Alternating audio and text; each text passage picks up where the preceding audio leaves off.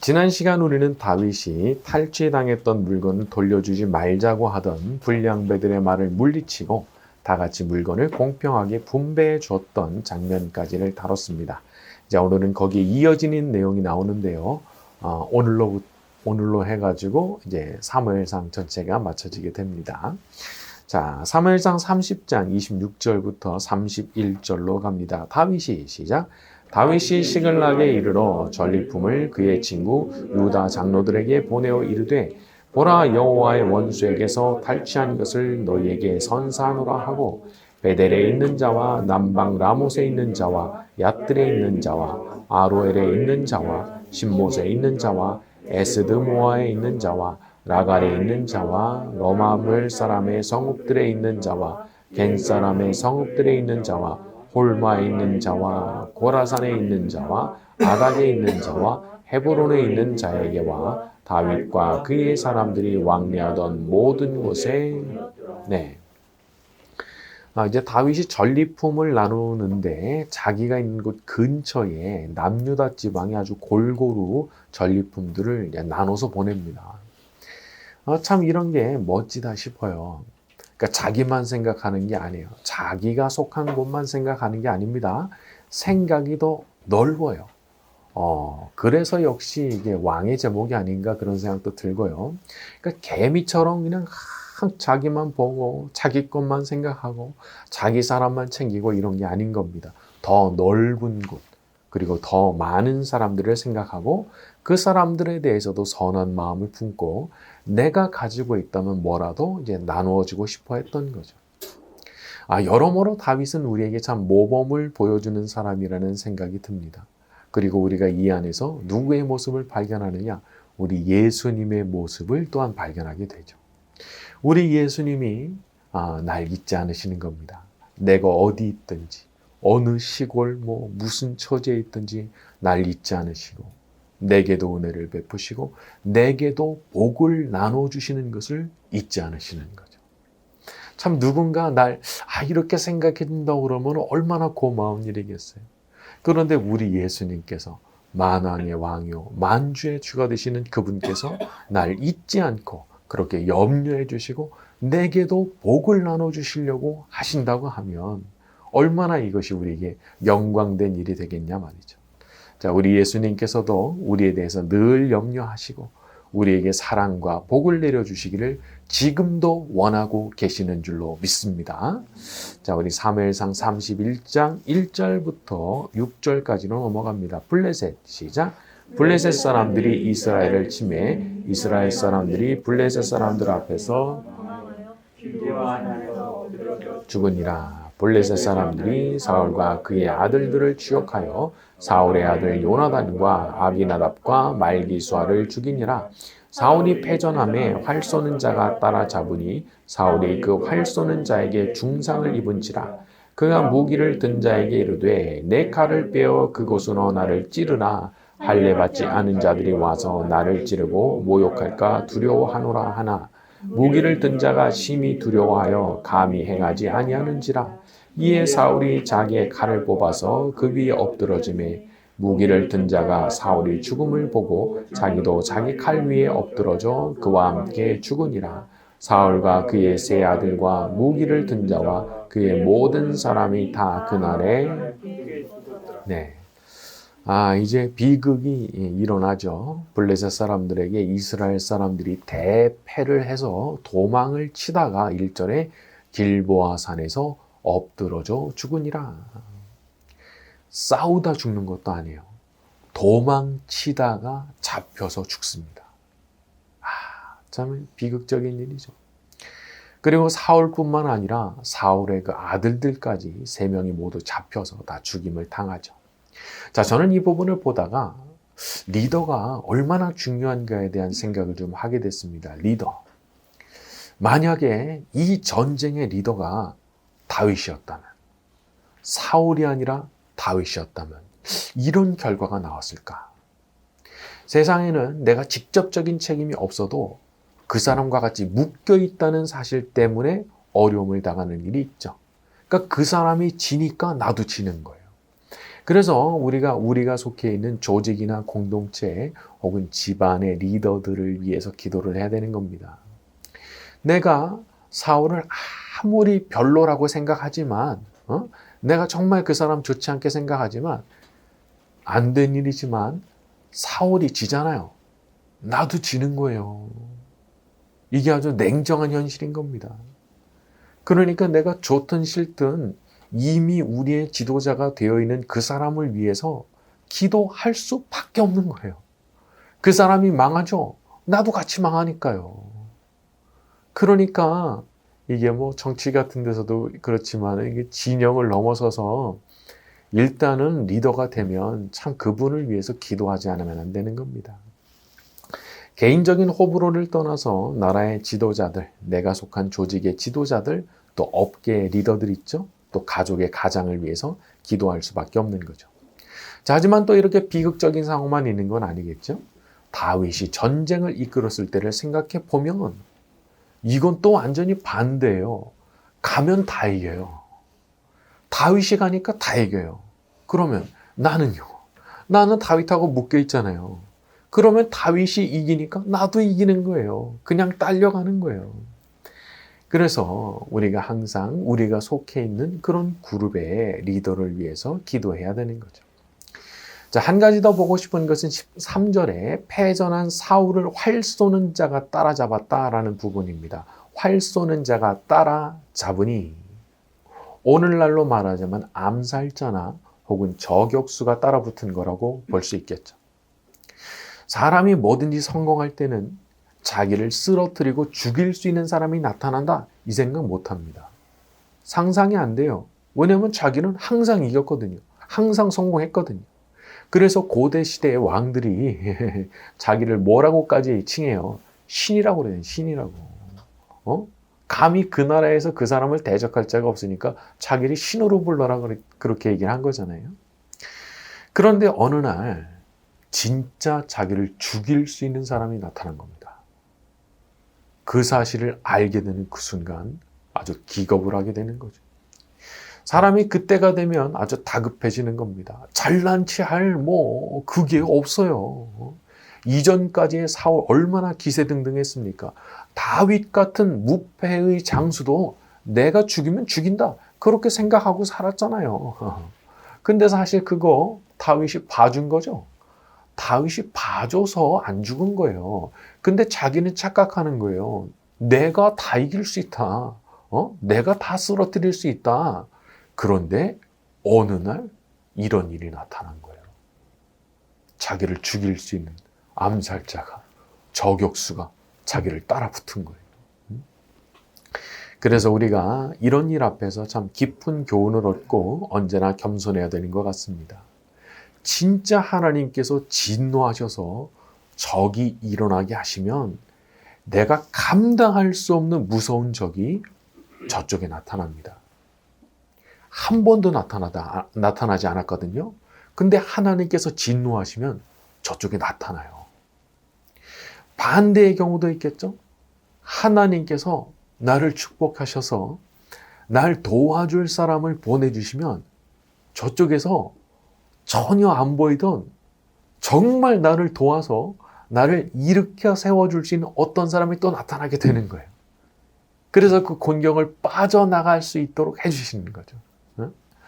여러분, 나를 일격에 쓰러뜨릴 수 있는 사람이 나타나게 하실 수도 있고 정말 나를 도와서 나를 일으켜줄 사람이 나타나게도 하실 수 있는 분이 우리 하나님이십니다. 세상 만사를 주관하시는 분. 그러니까 우리가 그분에 대해서 얼마나 경외심을 가지고 나가야 되겠어요. 그러니까 우리가 기도해야 되는 거죠. 하나님 아버지, 저를 도와줄 수 있는 그런 사람 나타나게 해주십시오. 하나님께서 보내주시면 되지 않습니까?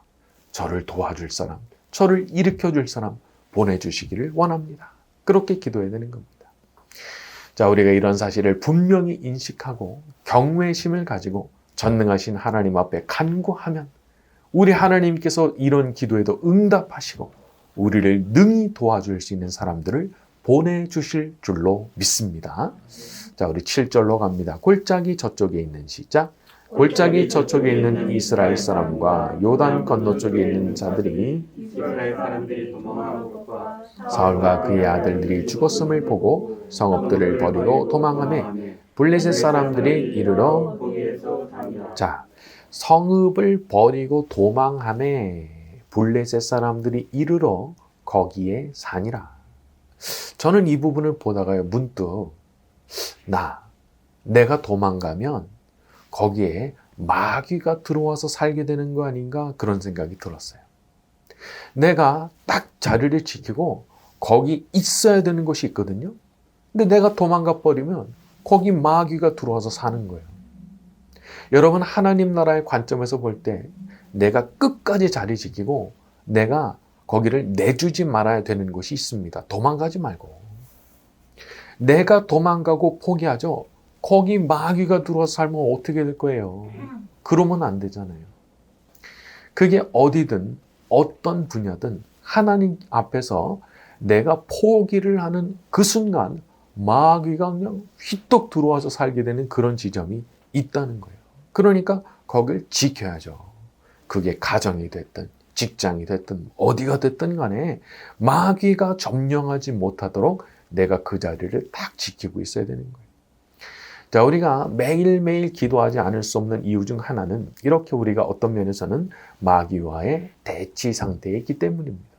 그러니까 내가 밀리고 도망치면 마귀가 거기 들어와서 주인 노릇하니까 기도를 안 할 도리가 없는 거죠. 여러분, 기도만이 우리를 지켜줍니다. 기도하지 않는 사람은 자기 총을 녹슬게 버려두는 사람이에요. 적들을 향해서 사격하기를 멈춘 사람이에요. 그러니까 마귀가 겁내요? 겁 하나도 안 내요. 마음대로 넘어와가지고 막 짓밟아 버리는 거예요. 총 들어서 쏴야죠. 기도의 총을 들어서 쏴야죠. 그래서 성령 충만을 날마다 구하고 마귀와 싸워서 이길 수 있는 영역을 구하고 내가 이 땅에 사는 동안 하나님의 뜻을 받들어서 사명을 감당하기 원한다고 그런 기도 드려야 되는 거죠. 그 하나님께서 이런 기도를 드리는 사람을 얼마나 기뻐하시겠어요. 매일 기도하면서 자기의 싸움을 늘 치열하게 싸우는 거예요. 누가 그걸 알아주든 안 알아주든 그건 상관없어요. 이 자리는 내가 하나님 앞에서 내가 지켜야 되는 자리이기 때문에 나는 그 자리를 지키는 거예요. 우리 하나님께서 그렇게 기도할 때 우리를 기뻐하시고 우리를 기억해 주시고 우리를 축복해 주실 줄로 믿습니다. 자, 우리 8절에서 13절로 갑니다. 그 이튿날 시작. 그 이튿날 블레셋 사람들이 죽은 자를 벗기러 왔다가 사울과 그의 세 아들이 길보아 산에서 죽은 것을 보고 사울의 머리를 베고 그의 갑옷을 벗기고 자기들의 신당과 백성에게 알리기 위하여 그것을 블레셋 사람들의 땅 사방에 보내고 그의 갑옷은 아스다롯의 집에 두고 그의 시체는 벳산 성벽에 못 박음에 길랏 야베스의 주민들이 블레셋 사람들이 사울에게 행한 일을 듣고 모든 장사들이 일어나 밤새도록 달려가서 사울의 시체와 그의 아들들의 시체를 벳산 성벽에서 내려가지고 야베스에 돌아가서 거기서 불사르고 그의 뼈를 가져다가 야베스 에셀 나무 아래 장사하고 7일 동안 자, 길르앗 야베스 사람들이 사울의 시체가 벳산에 이렇게 매달려 있다라는 소식을 듣고 그 시체를 가져다가 장사를 지내주고 7일간 금식을 했다고 했습니다. 사실 이 사울은 성공한 왕이라고 볼 수가 없죠. 그러니까 지금 자기 자신이 전쟁에서 패해서 죽임을 당한 거지 않습니까?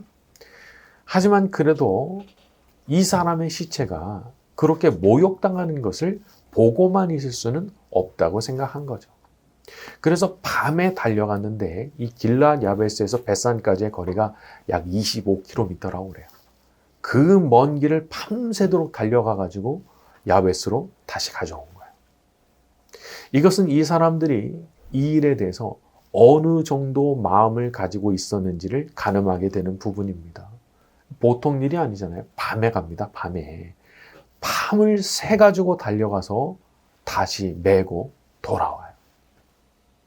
나중에 보면은 다윗이 여기에 대해서 아주 칭찬을 하고 복을 빌어주죠. 어쩌면 이 사람들은요, 사울이 어떤 인물이었느냐, 거기에 대한 생각보다는 사울을 세우셨던 하나님에 대한 존중심으로 그 일을 하지 않았나 싶어요. 개인적으로 그 사람이 어떤 인물이냐를 따지면 못하는 일이 많습니다. 못하게 되는 일이 많더라고요. 물론 선한 일이죠. 그러나 내가 그런 사람을 위해서까지 선한 일을 해줘야 되느냐?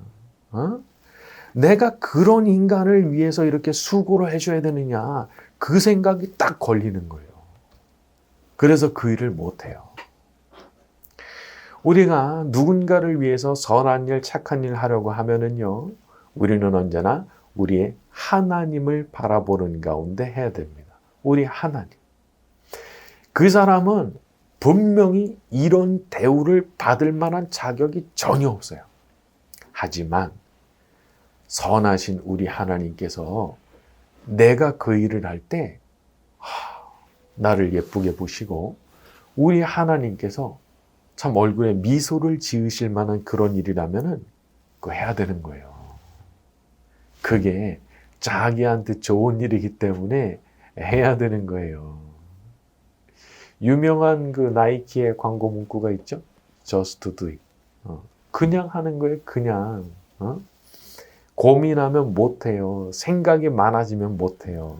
선한 일입니까? 착한 일입니까? 우리 하나님 보신다면 참 기뻐하시고 마음의 감동을 받으실 만한 그런 일입니까? 그냥 하는 거예요. 고민 많이 하면 안 돼요. 사울이 죽었을 때 누가 그렇게 애도를 하고 그랬겠습니까? 오히려 사실 속마음으로는 아이고 저거 잘 죽었다. 그런 사람도 많았을 거예요. 하지만 그렇게 하지 않는 거죠. 끝까지 선한 마음 품고 선한 마음으로 원수까지 사랑하고 그를 위해서 기도할 줄 아는 참 우리 예수님 같은 마음으로 대하려고 하는 겁니다. 우리가 세상 인심하고 똑같이 행동하면 복 받을 게 어디 있겠어요. 세상 사람하고 똑같이 갚아주면 아니 우리가 받을 상이 어디 있겠어요. 그거는 안 믿는 분들도 다 그렇게 하거든요. 근데 우리는 하나님의 자녀가 됐잖아요.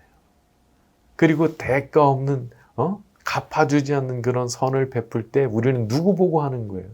우리 하나님 아버지 보고 하는 거예요. 우리 하나님 아버지 기쁘시게 하려고. 우리 하나님의 영광을 위해서 하는 거예요. 하나님 아버지께서 우리 복음서 보면 그런 말씀 나오죠. 은밀히 보시는 은밀한 중에 보시는 내 아버지께서 갚으시리라. 갚으시리라. 그러니까 우리가 그런 믿음을 가지고 있기 때문에 그런 일을 하는 거죠.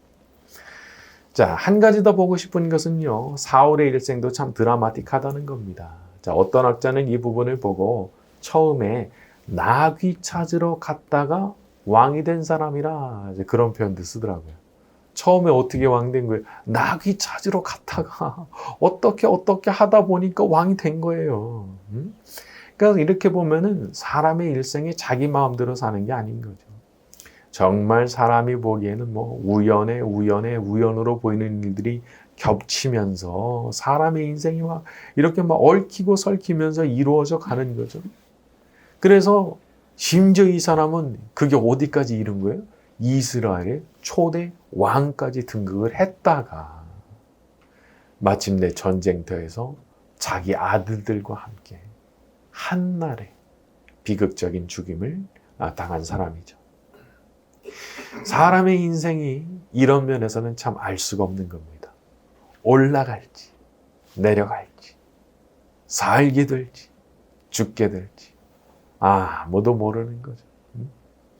그래서 그 모든 주권을 가지신 하나님만 모든 걸 다 아시니까 그 모든 주권을 가지신 하나님 사랑하고 하나님과 일평생 동행하는 그 사람만 오르락 내리락하는 과정 가운데 일희일비하지 않고 살게 되는 거죠. 올라가든 내려가든 내 하나님과 동행하고 있으니까 괜찮은 거예요.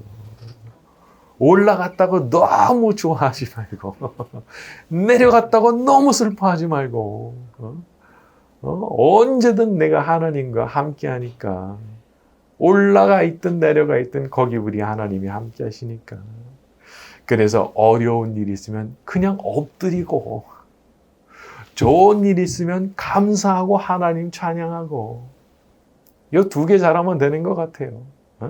좋은 일 있으면 감사하고 찬양하고 어려운 일 있으면 또 엎드리고 이렇게 살아가야 되는 거죠. 사람의 수명이 이렇게 살아도 100년이고 저렇게 살아도 100년인데 과연 어떤 사람이 정말 잘 살아간 사람이냐?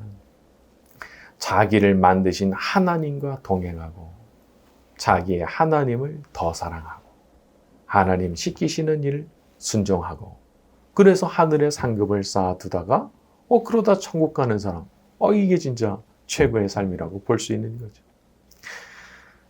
사울뿐만 아니라 대한민국의 역대 대통령들도 보면 참 비극적인 결말들이 많죠. 그렇게 보면은요, 이 땅에 그렇게 너무 크게 소망 두고 살아가는 거 별로 그렇게 좋은 건지 모르겠는 거예요. 그리고 또 오르락 내리락 해도 결국엔 모두가 다 이 땅 떠나는 거 아니겠습니까? 결국은 다 떠나게 되는데 모든 게 시간이 갈수록 하향 평준화된다 그런 말도 있더라고요. 시간이 지나가면 모든 인간이 다 이 땅 떠나게 되는 건데 늘 영원하신 하나님, 나의 육신이 죽어서 영원히 이 땅을 떠나게 될 때도 나를 맞아주실 그 하나님을 늘 기억하며 그 하나님과 동행하며 일평생 살아가는 저와 여러분이 되기를 예수님의 이름으로 축원합니다.